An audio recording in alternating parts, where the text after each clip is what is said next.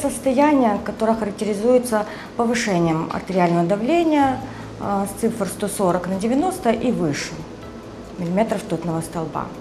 На сегодняшний день около 95% случаев артериальной гипертензии представляет собой системное заболевание периферических сосудов.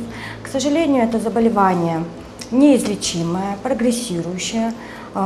Только в небольшом количестве случаев возможно полное излечение. Поэтому вы должны быть готовы, что лечение артериальной гипертензии представляет собой постоянная, непрерывная терапия, которую вы должны придерживаться всю оставшуюся жизнь.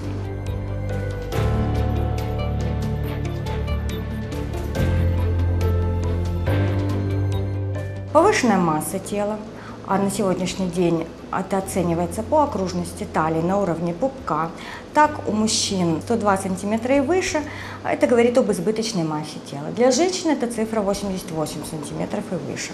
Избыточное потребление соли. В норме нам необходимо до 5 грамм соли в сутки, это где-то примерно чайная ложка. Хотя артериальная гипертензия может развиться в любом возрасте, в более пожилом возрасте этот риск увеличивается.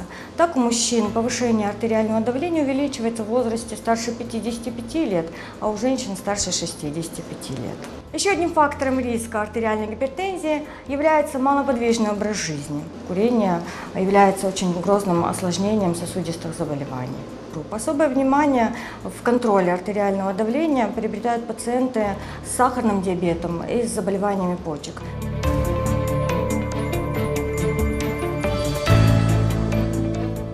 Это головные боли, головокружение, сердцебиение, перебои в работе сердца, может быть одышка при различной физической нагрузке, могут быть различные боли в области сердца. Однако во многих случаях артериальная гипертензия, то есть повышенное артериальное давление, может протекать и бессимптомно. И это тот случай, когда повышенное артериальное давление может быть даже протекать с более сложными последствиями, чем симптомное артериальное давление, не позволяя пациенту вовремя обратиться к врачу за медицинской помощью. К сожалению, артериальная гипертензия чревата такими грозными осложнениями со стороны сердечно-сосудистой системы, как инфаркт миокарда, инсульты и развитие почечной недостаточности.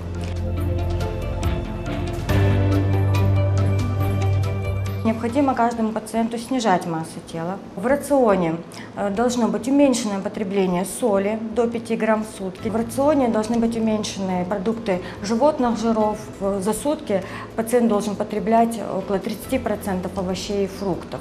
И в течение недели хотя бы 2 раза должны быть рыбные блюда. Важное значение необходимо уделять и физической активности. Физические нагрузки должны быть аэробные, то есть динамические. И рекомендуется больше быстрая ходьба.